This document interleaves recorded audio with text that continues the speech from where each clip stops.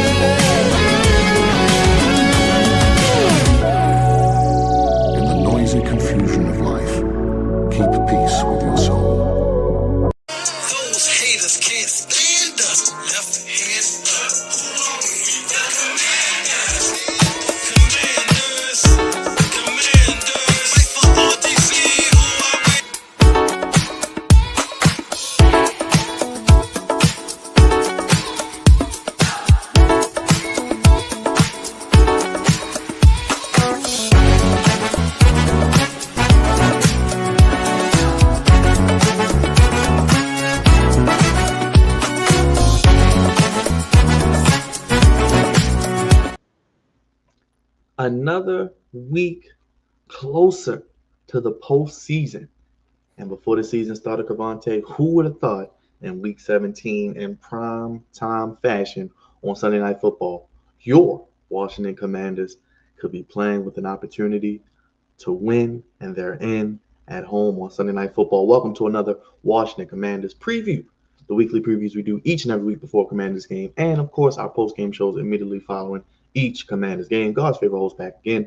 Merry Christmas, Happy Hanukkah, and Happy First Day of Kwanzaa. Joined alongside my right-hand man, the co-founder of this here podcast, the voice of reason, the senior producer, and the Commanderlorain, the voice of reason himself, Crevonte. Hey there.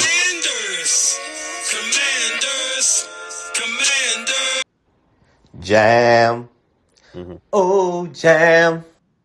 Winning your in, Crevonte. How does it feel? Man, is so crazy because it's been an up and down season, and I did not expect all this. I did not expect to be flexed because Lord knows the schedule wasn't shaped out for us to be playing Sunday night this late in the season. So to be flexed, we are getting some notoriety, national recognition, mainly because of that guy. Mainly because of that guy right there. He's playing some outstanding football right now, not just for a rookie, but for a straight up NFL quarterback. He looks like he's one of the ones now. He's going to have to, prove it consistently, but I think he's as advertised. If you're just joining us, make sure you guys hit that like button, hit that subscribe button, hit that bell, comment your thoughts on the game, and vote on the poll. Let us know who you think the MVP will indeed be on Sunday Night Football. Is it going to be Jaden Daniels? Is it going to be Terry McLaurin? Is it going to be Franklin Louvu? Is it going to be Bijan? Is it going to be Michael Penix Jr.? Crevonte, let's start there. Let's start with the two quarterbacks, both drafted this past draft. Jaden Daniels at number 2, and then not long after him to the Falcons. I believe it was at 6. Was it Michael Penix I think Jr.? it was like seven, Yeah, seven, 7. And no, then somewhere around there. yeah, they kind of shook the room, kind of shook up the draft, took Michael Penix Jr. after signing Kirk Cousins. Looks like they're headed towards a split, as we mentioned. Michael Penix Jr. appears to be the guy. Started last week against the Giants, looked pretty solid. They ran the ball well. Two black quarterbacks, Cavante, in the same conference could be a matchup we see many, many years down the line. The first of many on primetime football. Oh yeah, yeah, we love it. That's black excellence right there, because there was a time where it wasn't that many black quarterbacks out there, and it's cool in college, but when they got to the pros, they usually switched positions and became a tight end, running back, wide receiver, or what have you. But um, we got some young guys out there, some young black brothers out there that really know how to do it. And these are two that I think really are great at their positions. Michael Penix, having an opportunity to play in a championship, and Jaden Daniels, winning the Heisman Trophy. So those are both high, very, very high regards. And I'm not mad at the Falcons for making that move. I'm mad at the first move from the Falcons. The Michael Penix move was warranted. It should have happened. You need a quarterback for the future, but um, the 180 for Kirk Cousins was completely absurd, especially coming after Achilles. But I'm loving what I'm seeing, and hopefully they put on the show. Speaking of which, Cavante, not sure if you know, but they actually both trained together during the NFL draft process. So they trained together. Penix was the 8th pick, so he was number 8. Jaden Daniels number 2, Penix number 8.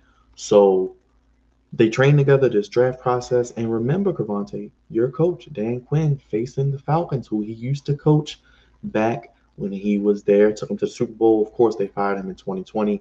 He was actually replaced by the guy who is the coach now, Raheem Morris, who actually used to also be with the Commanders. And he is now the coach of the Falcons. So, and Morris was on the staff when they got to the Super Bowl in 2016 when they came back. The Patriots did from 28-3. So a lot of Commanders, Falcons connections, Crevonte, and you gotta love that as well. It's funny how all this stuff works out. Um, we love Raheem Morris in DC, man. What this organization loves Raheem Morris. He was an absolute great guy. If I'm not mistaken, he was our secondary coach. Like, he coached the DBs for some time with us. But great mind, great guy. I knew he would get an opportunity at some point. He spent some time with, if I'm not mistaken, Sean McVay in LA. I He was think the DC, I think. coordinator, DC. He defensive was the coordinator. DC Yeah. last year.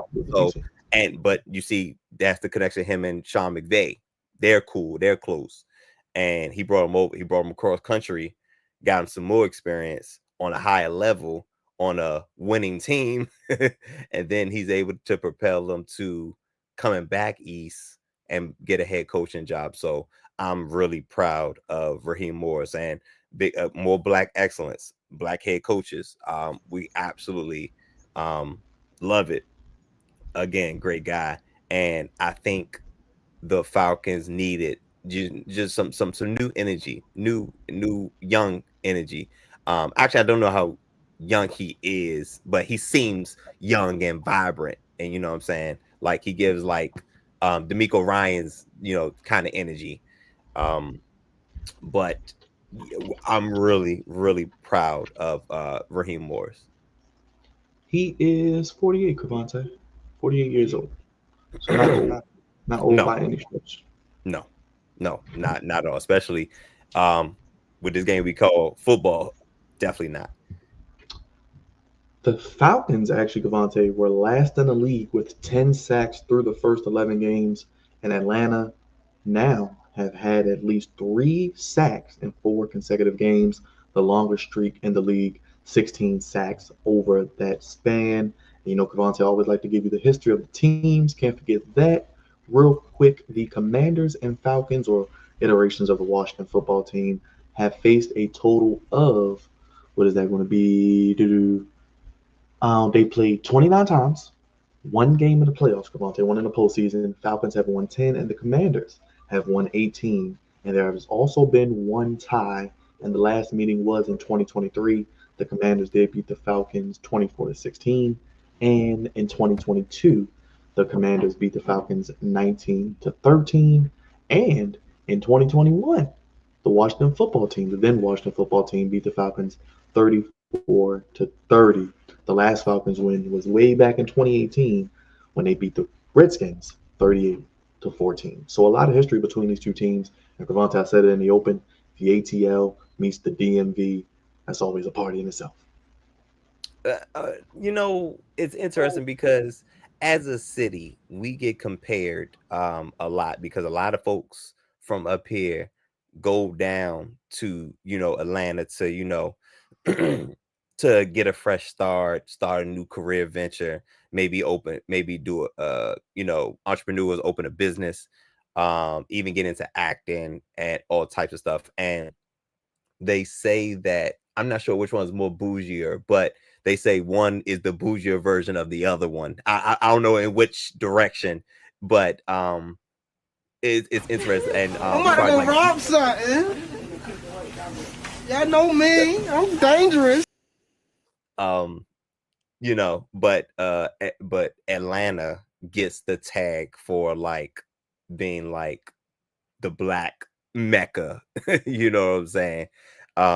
Really good for like black businesses and just for black people as a whole. But I'd imagine Atlanta's probably pretty crowded right about now. But there are a lot of similarities and a lot of, as you can see, connections between the cities and between these two organizations. Well, Crevonte, we know you like to dress like the pros. You like to lay out your gear and embody your Commanders when they take the field. We were talking before we went live and sound check.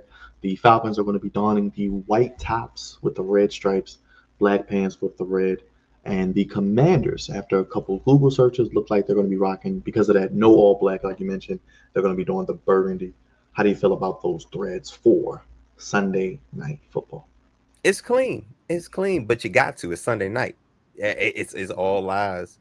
All eyes are going to be on this game. So you need to pull out, your best threads for this. The Falcons with the red, black, and white. I just think that's just a great combination of colors anyway. You know what I'm saying? And the white on black, with the red trim here and there. The Falcons are going to come clean. In Atlanta, Atlanta is all about style anyway. You know what I'm saying? So I expect no less for them to show out on the fashion side of the game. And like I've said before, the Commanders, whoever helped or is in charge of their rebrand is doing an outstanding job, because the colors and the uniforms look great. I haven't seen a combination of uniforms that I don't like. So, and as we were talking, during off air, I think it's going to be the burgundy and probably gold pants, just to combat what the Falcons have. So it's going to be a good, everybody going to look good at the very least. So that's step one to a good show. 4.5 point spread. Commanders are favored. 47.5 over under Crevonte. How do you feel about that? We look at the leaders. Jaden Daniels, 22 touchdowns, 8 interceptions, 737 rushing yards. He may get 1,000 rushing yards, Crevonte, depending on how he finishes the season. Scary Terry, 1,090, 29 yards, 12 touchdowns. Falcons, Drake London emerging this year on the cusp of 1,000 yards. And Bijan finally getting a rock. He's got basically over 1,200 yards. I think after Saquon and Henry, he's a distant third for rushing. Saying that with 1,200 yards is crazy in 2024. Absurd. But he's a distant third. But they got some weapons too, man. We know one thing about Atlanta. They got some toys. Again, Atlanta is all about style. All about style. So being able to put up points is, it means a lot. They do got some weapons, and we were saying that like all they really need is a quarterback because, excuse me, between Drake London, Bijan Robinson, Kyle Pitts, that's a hell of a repertoire of offensive weapons that you have. But unfortunately, Kirk Cousins wasn't able to maximize the talent and production. So Michael Penix, who I thought should have, if it wasn't for Kirk Cousins, he probably would have started. But I'm fine with how he has been inserted into the starting lineup. It's cool because it's not as much pressure, but they are still in the playoff hunt. So yeah. Penix, Drake London, Kyle Pitts, Bijan Robinson, all young guys too. All really, really, really young guys. So, that's going to be interesting. And the Commanders really have a tall order defensively to try to stop and contain all of that. We will get to your keys in a second. Let's get to the injury report, Crevonte. And I just seen this. I actually didn't even notice, actually.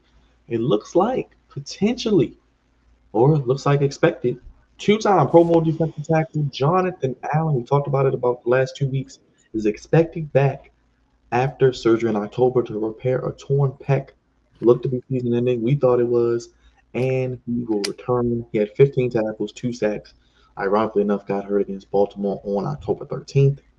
Jonathan Allen, Crevonte will start there on his way back to join his running mate, Mr. Daron Payne. You got to be feeling really, really good, getting healthy as we head into the postseason.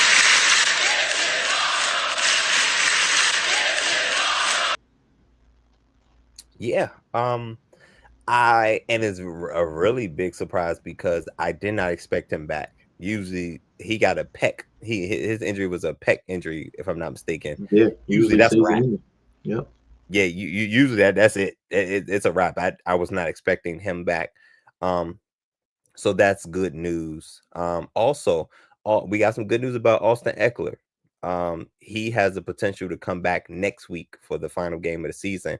Not rushing him back, of course, but we got some good news recently about his his progression. So those are some good things. Jonathan Allen, listen, love to have him back to get back in this rotation. Shout out to Johnny Newton for he's filling some big shoes and doing some really good things. And it's hard to it's not glaring because a lot of things he does, it doesn't show up on a stat sheet, but Johnny Newton is doing some really good things for the Commanders defensive line. And if Jonathan Allen comes back, that's just more of a rotation, so people could be a little bit fresher. Yeah, you look at it real quick. Dante Fowler, full participant with the groin. Zach Ertz, full participant with the shoulder. Jonathan Allen, as we mentioned, with the pec. Scary Terry limited, obviously, with the ankle. I'm expecting him to play. Cleveland Farrell expected to play as well with the knee. Andrew Wiley didn't practice yesterday or today, Crevonte. No Tyler Owens, no Marcus Mariota, no Jordan McGee, no Marshawn Lattimore. Maybe more of a vet day because we know they get vet days sometimes, Wednesdays. so maybe protecting them. Right. Wednesdays. So then Diami Brown as well. But I'm sure some of these guys are probably going to still suit up. I'm sure it's got to be a precautionary thing, week 17. I think so. I think is that I'm not looking too much into this. Obviously the biggest one I'm looking at is Andrew Wiley and Marshawn Lattimore. Wiley, he's one of our starters. He's one of our front five. Those are, he completes what we have on the offensive line, and he's out. That's us having a weak spot. Marshawn Lattimore, it looks like it's that damn hamstring popping up again. You know what we say about hurt guys. Especially a hamstring, Crevonte. Lord. Hamstring is the most. It's got to be, and it's irritating for the fans, but I couldn't imagine what it is for the players, because it literally can come and go. He could be good for 4 straight weeks, and that 5th week, you know what I'm saying, then he'll miss the next 2-3 weeks. You know what I'm saying? Like, the hamstring is such a interesting injury, and it's really hard to, kind of prevent that type of injury, especially once it's already happened. But those are the two, ones that's like really glaring, to me, because they have the biggest impact. Let's get to the Falcons real quick. We know Drake London was limited with a knee. We got Lorenzo Carter with a groin, Cardero Hodges for ribs. They seem pretty healthy themselves. Kevin King didn't participate. Antonio Hamilton Sr. didn't participate. So 2 corners potentially out. Crevonte, that's good for your receiving core. Scary Terry and Zach Ertz and those boys. Anything on the Falcons side? Offense starts with Bijan and Drake London. Absolutely. All starts and stops with those 2 guys. Absolutely. I see you were saying Drake London, he is limited. He's kind of been, a little bit. Injury. He's kind of a hurt guy too sometimes. Yeah. So I'm not gonna say he's injury prone or anything, but he was dealing with something earlier this year, if I'm not mistaken. He reminds me of like Keenan Allen. He's good, but he's always hurt with something. Nagging injuries. It's nagging, it's something that's nagging. Yeah. Corners seem to be they popping up on the injury report. But AJ Terrell is their guy. So I don't see AJ Terrell on their report. So they got their guy. So I wouldn't worry too much. Well, on the Falcons side, I wouldn't worry too much. Commanders, like, all right, we still got, despite what we see on the report, AJ Terrell not out. So that's one of their top defenders, let alone top secondary guys. So that's still going to be, uphill battle. But it looks like I'm sure Drake London is going to play. Like I said, the glaring things that I saw from their injury report was Drake London and there a couple corners. I didn't see too much of anything else, but for the most part, they look pretty healthy. Crevonte, you want to get into your keys to victory, and I know you are excited that Chris Moore, the former Raven, has been signed to the practice squad. Oh! Go Google it. I will Google it. Not much to Google, trust me. You won't find much. All right, so let's just jump. Let's just jump into your keys, brother. So I like to focus on. I like to talk about each position group, what needs to happen, pretty much on the commander side, and then I'll get into some specific keys as well. But number one, we start up front. Offense, defense. I think I'll talk about all offense first, then we'll go to the defense, but we always start inside out. Offensive line, first things first. We talked about Andrew Wiley.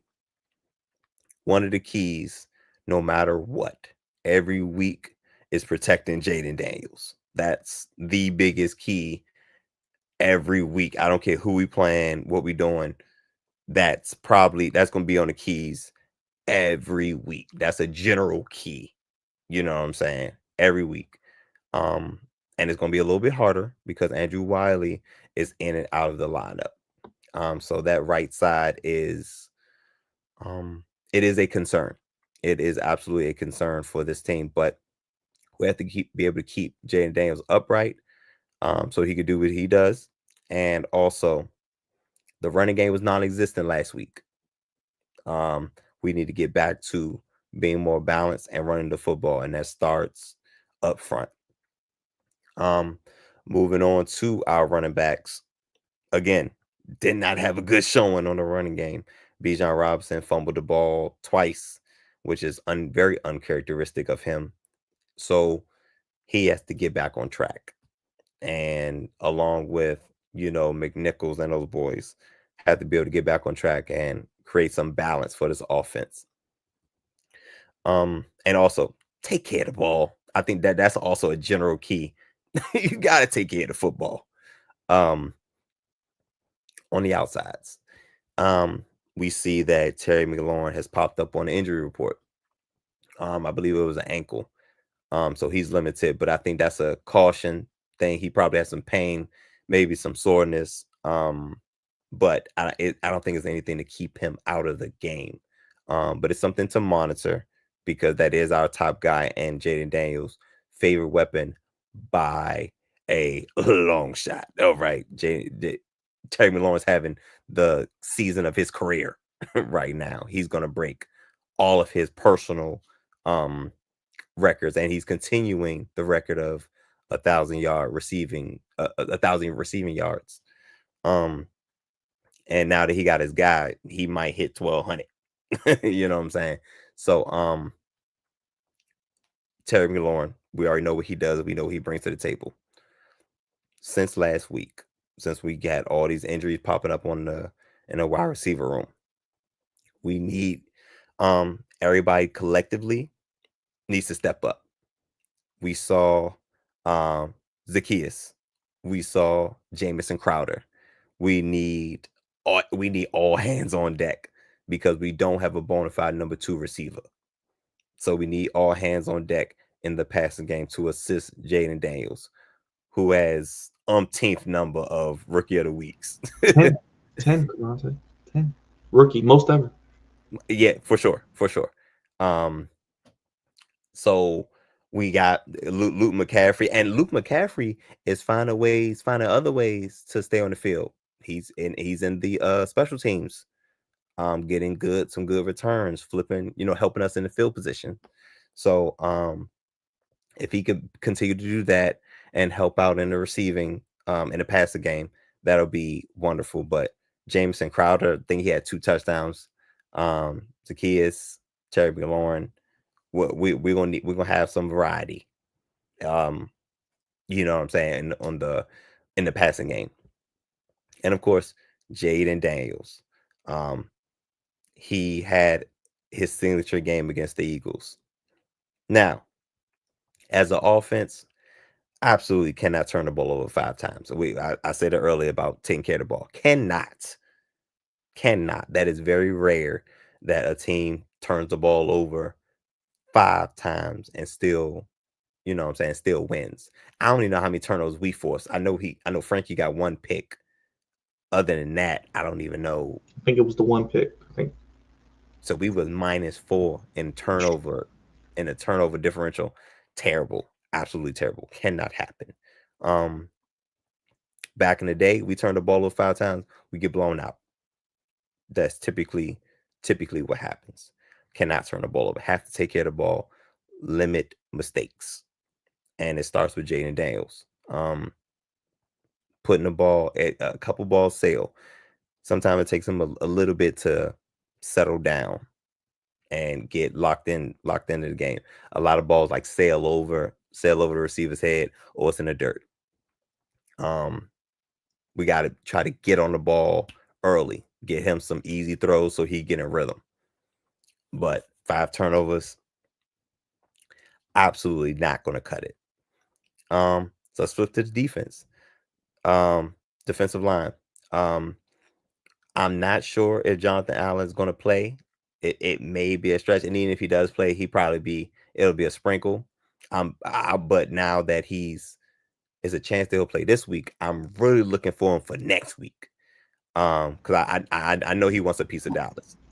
And you can clinch Crevonte, so you can maybe get some guys who need to get off the field some rest potentially next week before you get that game. So you kind of get an extra bye week because maybe you only play in half or 3 quarters, and then Jonathan Allen gets a little more reps. Maybe you get Eckler back. Maybe Noah Brown peeks his head out at some point. Because you may see Philly again. Just saying. Oh, bro! Look, if you look at the playoff picture, yeah, It's gonna happen unless we could I somehow. hate playing teams 3 times, man. I do. Me too. But thankfully, y'all didn't get swept or they didn't sweep. So it's 1-1. So Right. So unless we can somehow get to the 6th spot, we're probably locked in at the 7th spot. It depends on what the Packers are able to do. Excuse me. But it looks like we're locked in at 7, and it looks like the Eagles are probably locked in at 2. So we will probably see them again in Philly, which sounds fun. So gotta try to get right for that. So the defensive line we have to be disciplined in rushing the ball. Now, Michael Penix is not much of a runner, but he can move. You know what I'm saying? He's pretty good at getting his he has a pretty good arm too. Of getting his getting his release. Making him move and making him uncomfortable is going to be key, because remember, he's a rookie. He just started. He just came off his his first game. So we have to make him uncomfortable. Make him move, get off his spot, get off his square, and as much as you can. And touch him up a little bit. Shout out to Johnny Newton. He's been playing some really, really good football. And Deron Payne. You guys are doing a hell of a job on the interior of the defensive line. Our linebacking core is arguably maybe the best I've seen in quite some time in Frankie Louvu and Bobby Wagner. It's so much experience. It's so much, intelligence. Those are two very, very, very smart brothers. And Bobby Wagner's been playing this game for a very, very long time. Very smart. Frankie Louvu is a monster. I think that this is probably our best unit on defense, and it's only 2 of them. You know what I'm saying? Because we pretty much, our base defense is nickel. So we come out with 5 DBs, 2 linebackers. But I love our linebacking core. Those guys are amazing. We just need to continue that. Frankie Louvu causes problems. He's found a way to continue to cause problems. And Bobby Wagner just finds a way to be in the right spot. Secondary. The most concerning part of our secondary. Marshawn Lattimore, don't know if he's going to play, which means Benjamin St. Juste is probably going to play. Terrifying news, Byron. I hated that I had to say that. He's still there. Mikey is out there. If Marshawn Lattimore doesn't play, Mikey is our best DB. Definitely our best corner. Which means he's probably going to play more outside. And may even draw Drake London a couple times. And it means Benjamin St. Juste is probably going to have to get on the field. Quan Martin in the secondary.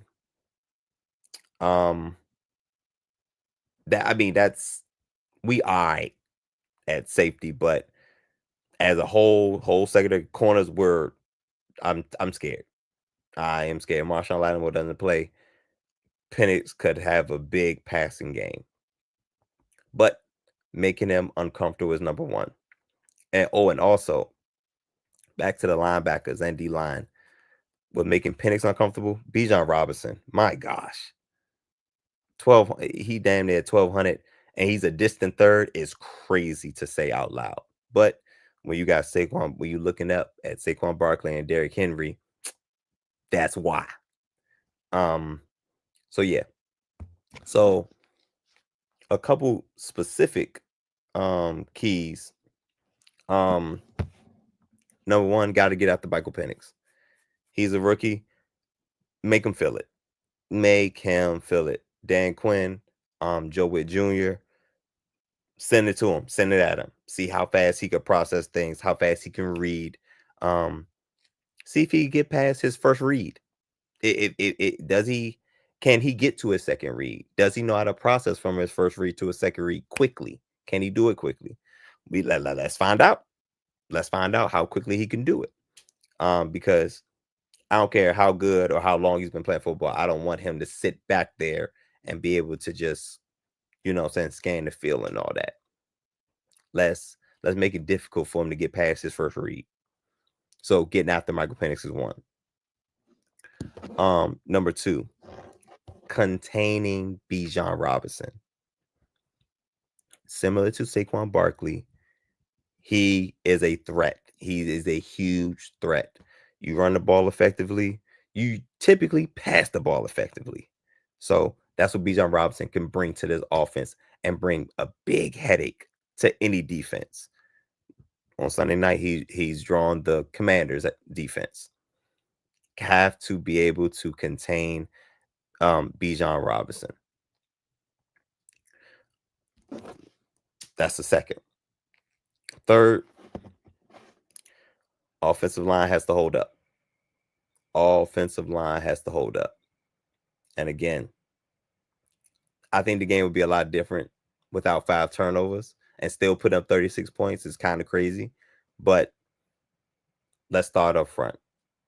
Let's make things giving Jaden Daniels enough time, open up running lanes for Brian Robinson, McNichols, and all that good stuff.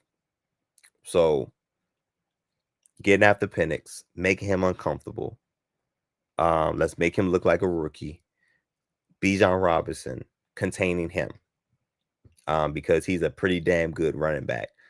I'll again, take out Saquon Barkley, take out Derrick Henry. I know those are tall orders, but take them out. Bijan Robinson's up there. And of course, our offensive line. Keeping Jaden Daniels upright so he can make those spectacular plays that we see on a weekly basis.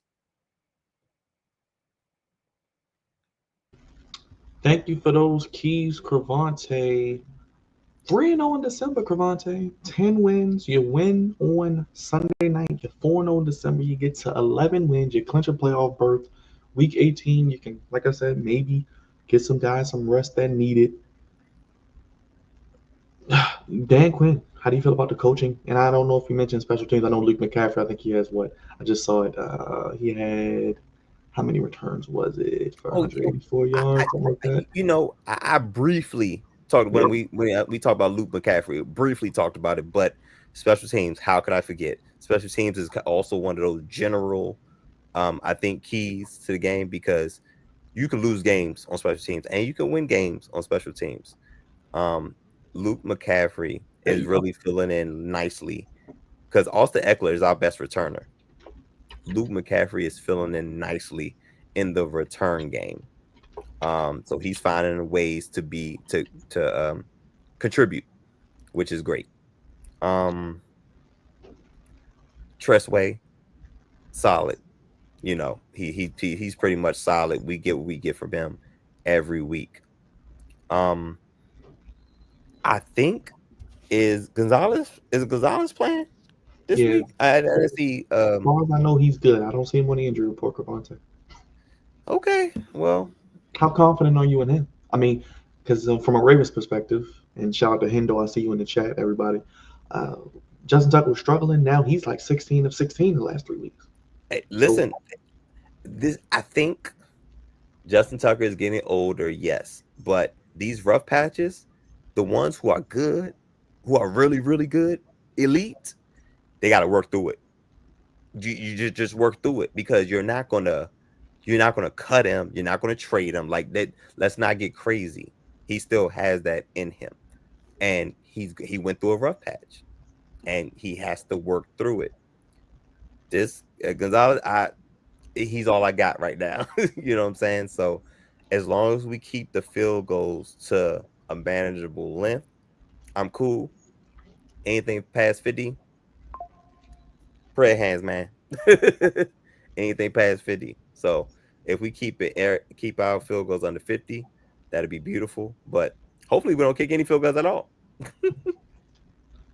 Well, Crevonte, how do you see this game playing out? Winning you're in Sunday Night Football? I don't even remember, and we can probably fact check this. I can fact check it too. The last primetime game you guys had. You remember off the top of your head? I can't.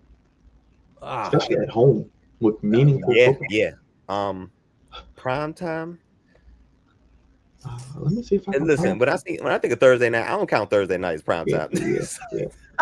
Even though they count it now as even though it's a night game, I think they even count the 4 o'clock games now sometimes. Like they're counted as like prime time sometimes. The 4:25, the 4:25 slot.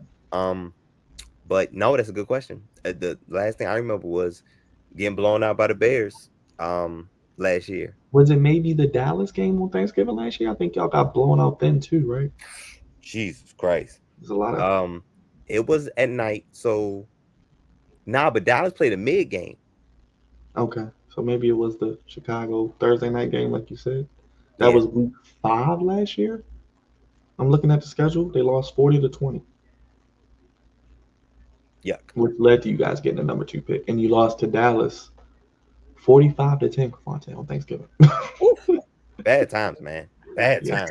Sorry to bring that back, but yeah. We played Cincinnati last year. Let me go back. No, Cincinnati. No, this year.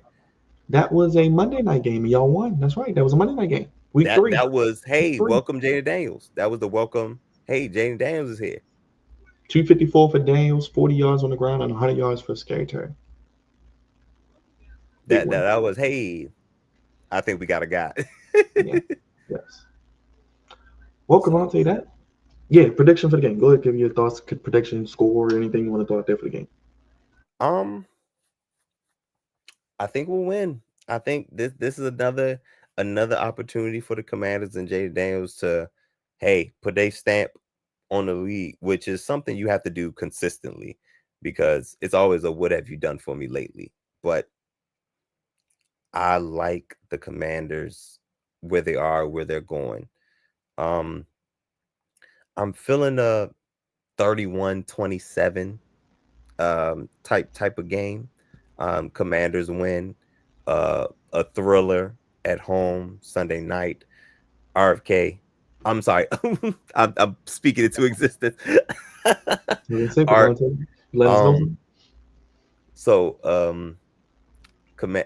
Northwest Stadium will be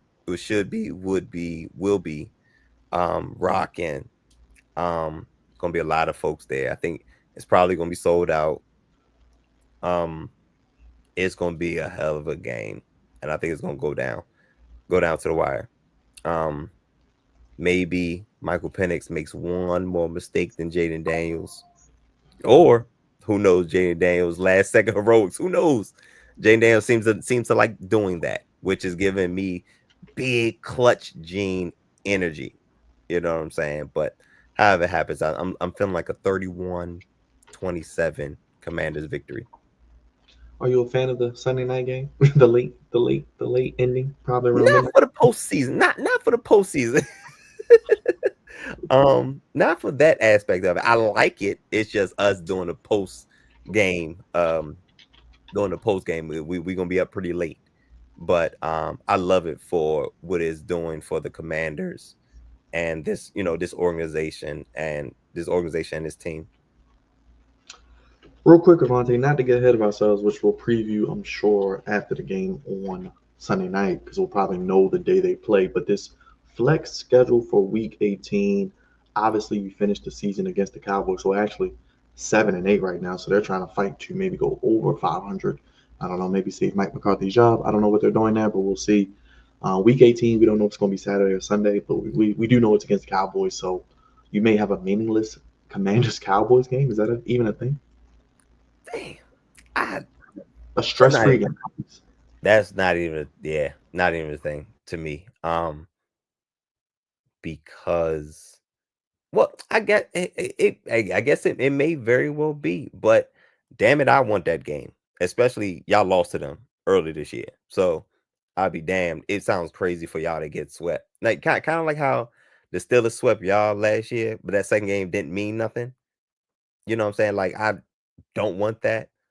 But it depends. If it doesn't really change seating, you know what I'm saying? I get it. But personally, as a fan, I want that game. We got our payback on the Eagles. We split. Now let's get payback on the Cowboys and go 4-2 in this division and solidify. And that would be, if we beat the Falcons, that would be a 12-win season. You know what I'm saying? And that's crazy. You know, ain't none of us think about that. And still a 17 potentially. That just shows usually the AFC is the stronger conference, Crevonte. The NFC, they got the Falcons. I mean, you got the Commanders, double digits. Each wild card can have double digits. The Lions or Vikings or Packers, however the NFC North plays out, that's double digit wins all around for each team in the playoffs. Outside of maybe I guess the West or the South. It's gonna look so weird because it's gonna be like 14 wins, 13 wins, and it's gonna be 9. Remember they had a 7-9 team one year. It's just I remember. I remember that. That was beast mode, I believe. That that was the Seahawks and the Saints, and beast mode happened. So you know, it's all about being hot at the right time. We being us being undefeated in December is good. And we want to keep that momentum going. So if we have the rest guys, I understand, but I want the Cowboys, especially it's in Jerry World. So that's like another prime time atmosphere. You know what I'm saying? So I want that game. Real quick, Crevonte, speaking of which, we'll probably know by the time we come on there Sunday night when the Commanders play, because they'll probably release all that information, I'm sure, through the various outlets. So we'll let you guys know as soon as we know, and we will act accordingly because we don't know when the Ravens play or the Commanders play. So we will get the content out to you, of course, each and every way. And it depends also what games are meaningful in Week 18 and which are not. Yesterday, Crevonte, let's go back real quick before we get out of here. We had some NFL football on your Christmas day while you were drinking your eggnog and your ginger ale. We had a little football on Netflix. I want to get your thoughts on the games and how'd you feel about the Netflix presentation as a whole? I know you enjoyed the Cowboy Carter halftime performance as well yesterday.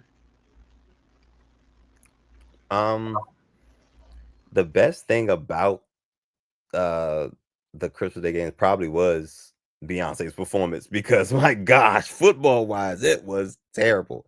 Now the broadcast I liked. I liked what Netflix was able to do.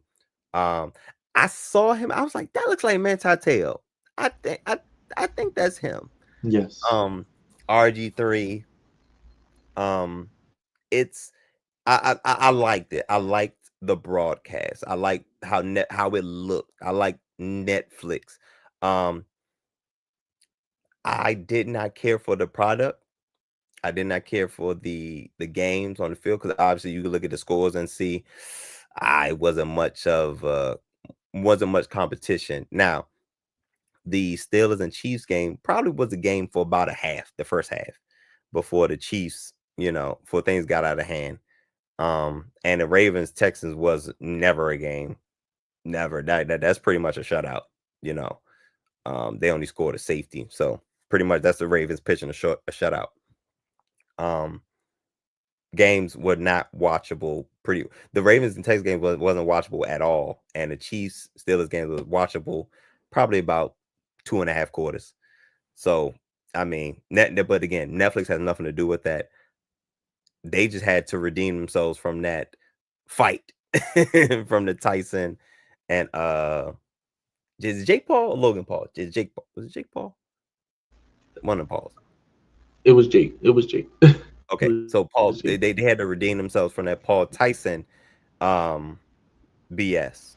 But I think they did a good job. They had to make sure they get it right, because this is football, it's NFL. You get this right now, this is gonna secure some money, coming in later on. So maybe this will be an annual thing to come. So I liked the broadcast, did not care for the games. Well, Crevonte, no surprise. Let's start with the first game. Chiefs beat the Steelers 29-10. Steelers continue their free fall, and the Chiefs, yet again, have officially welcomed everyone to the Kansas City Invitational. As we know, with no surprise, The road to the Super Bowl in the AFC will indeed go through the Tribal Chiefs and Patrick Mahomes, who don't look now, on a hurt ankle. 29 of 38, 320, 3 touchdowns. Hollywood Brown is back. Xavier Worthy looking like a number one receiver, Crevonte. And oh, yeah, Travis Kelce just broke Tony Gonzalez's record for most touchdowns. He's running around getting 80 yards. And oh, yeah, Pacheco, Kareem Hunt, and the top 5 defense with Steve Spagnuolo, maybe the greatest defensive coordinator of all time. Acknowledge me. Already did, man.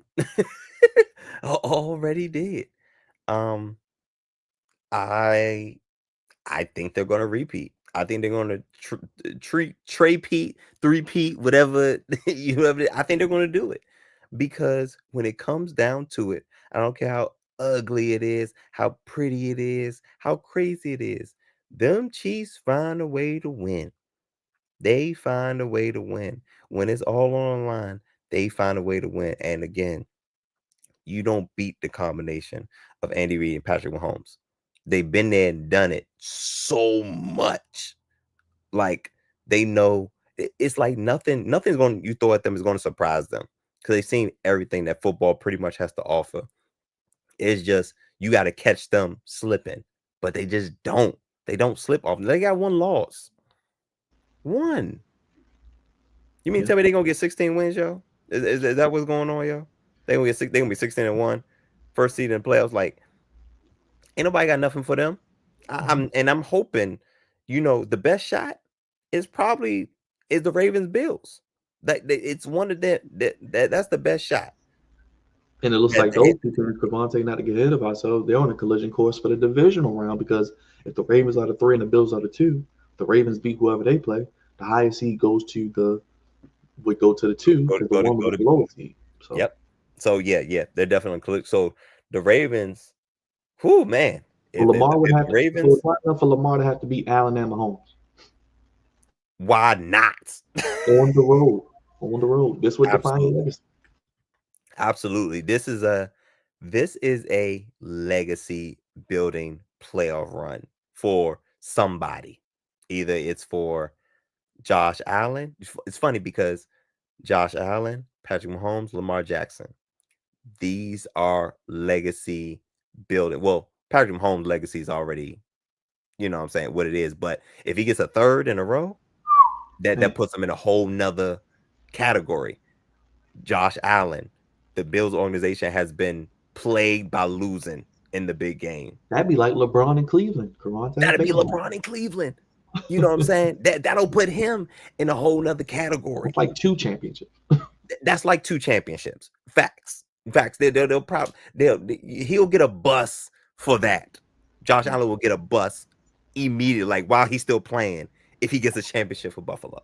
Yeah. And of course, Lamar Jackson. We already know the flack that Lamar Jackson gets on a weekly basis, no matter how good he plays, no matter what he does, he's going to get backlash. If he's able to get past Josh Allen and Patrick Mahomes and not just go to the Super Bowl, he got to win it. If he does that, Lamar Jackson, my gosh, you got to the haters got to shut up now, man, right? You would think, or they're going to find something else to hate on. Well, I don't know, man. You're right. They might, but we'll take a Super Bowl.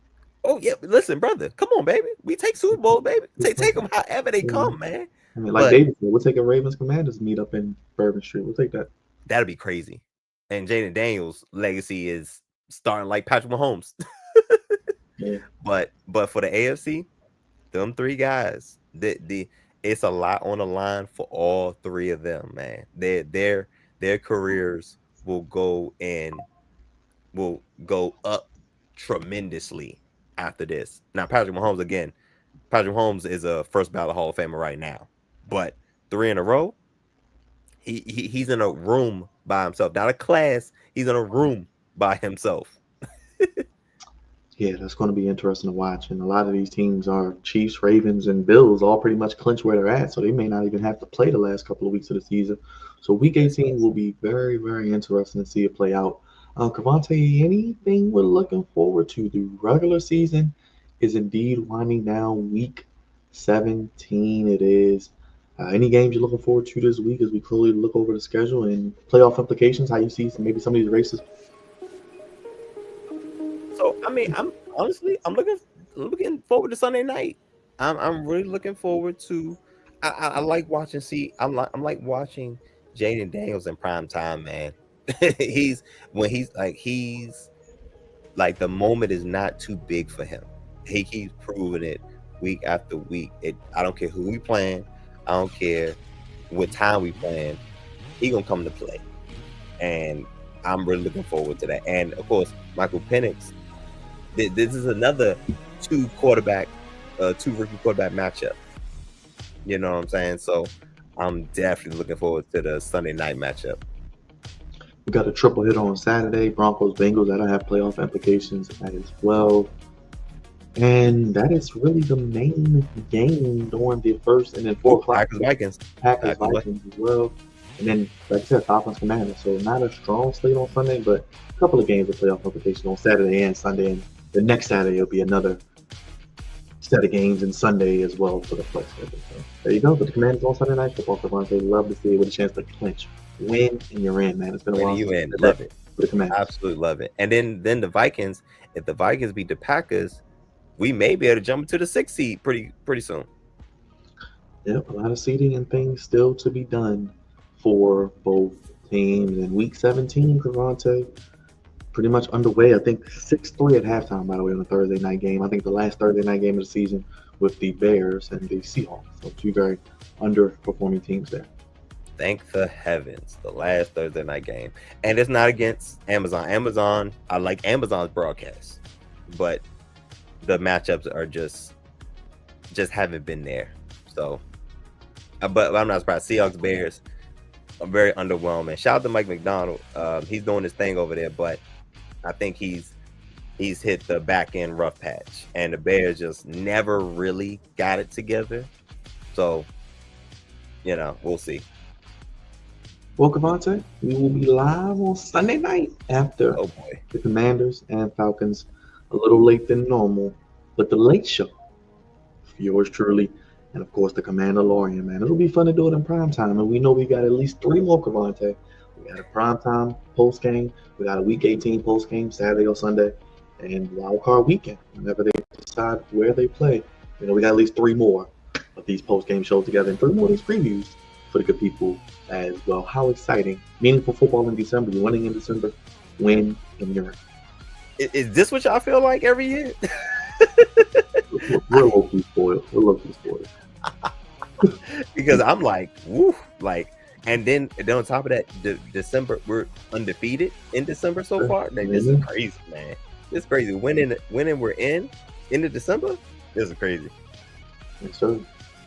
Well, we will be live on Sunday night for the official Washington Commanders post-game show with myself and, of course, the Commanderlorain after we see Jaden Daniels and Michael Penix do battle for the first of hopefully many matchups in Northwest Stadium as the Commanders look to get their 11th win, Crevonte, and clinch their playoff berth, their first since 2020. And I think Jaden Daniels has pretty much locked up the rookie of the year. I don't think it's a conversation anymore. Yep, I agree. I'll let you sound off, brother. Final word, brother, as we head into Christmas.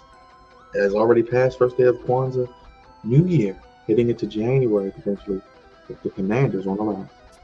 Man, again, it's so crazy watching this team put it all together. I probably don't say this enough. Adam Peters, our GM, deserves a lot of credit right now for putting this team together. And this is supposed to be a rebuild. This is supposed to be a rebuild season. We picked 2nd overall and we picked a quarterback. This is supposed to be a rebuild, and we have the potential to have 12 wins. This is amazing. Adam Peters is arguably one of the best GMs in football, and he is showing it. Dan Quinn, one of the best constructors of a coaching staff, and I probably don't say that enough. They are the reason why the Commanders are a win and in scenario away from going back to the playoffs. and I love to see it. And this is just the beginning. You know what I'm saying? So I'm just excited for the future for this team. As am I, brother, and I'm excited for more future times to work together to cover the Commanders the rest of the season and head into the future. Of course, with you, Crevonte. Check us out before and after each Commanders game. If you haven't already, make sure you guys hit that like button, hit that subscribe button, hit that bell. You can go ahead and super chat your thoughts, vote on that poll, let us know who will be the MVP on Sunday. And as always, comment down below if you're watching this video after the fact. When you leave a comment and let YouTube know, hey, I like these two goofies up here talking about the Commanders. I want more of their content so other Commanders fans, other football fans can find the channel. And hey, 2024 Crevonte, I'd like to think it was our biggest year yet, and even more coming in 2025. Let's do this, man. Let's do this. Yes, yes. So we'll be live after Commanders and Falcons. Pretty much a playoff game already for the playoffs. As the Commanders look to clinch, Falcons look to stay alive, so they'll be playing for everything they have. Former coaches going against each other, two rookies who work out together, so a lot of fun down at Northwest. If you're going to the game, be safe. Supposed to be nice weather too, not too cold either. The season will be warm. This is crazy. It is really crazy. Like, it's been strangely warm, which, you know, scares me because I feel like snow's coming. Yeah, that means like 2 weeks from now it's going to be a blip. I don't know. I don't know either. We'll be here for it. We'll break it all down. We'll let you know how it is, what happens, good, bad, and ugly after the post-game show. Like only we do it on the Flex Zone. Hit the like button. Thank you, Roger. Thank you, David. Thank you, Hendo. I saw you guys in the chat. Miss Queen, as always. Appreciate it. Love you guys. Merry Christmas. Happy Kwanzaa. Happy Hanukkah. All that in between. And we'll see you Sunday night, early Monday morning, as the Commanders and Falcons do battle Sunday night. We'll be live immediately. I mean immediately after the game, bringing you the recap and live reaction from Crevonte and myself at the Commanders look to take it to the post-game show. Make sure you like, subscribe, hit the bell. And as always, Crevonte is the place giving you Commanders coverage and sports coverage. How you want it? When you need it. Look out for our Goofies of the Year. We'll be doing that real soon as well. The craziest and goofiest sports topics for 2024. You can always comment any suggestions. Will be our top 3 and talk about it real soon on the channel. For Crevonte, the Commanderlorain, our favorite host, signing off. Once again, Merry Christmas, Happy Hanukkah, Happy Kwanzaa. We'll see you Sunday night after the Commanders and Falcons on NBC. Have a good night, everybody. Thank you guys for watching. We'll be back with more content. Happy holidays. Peace.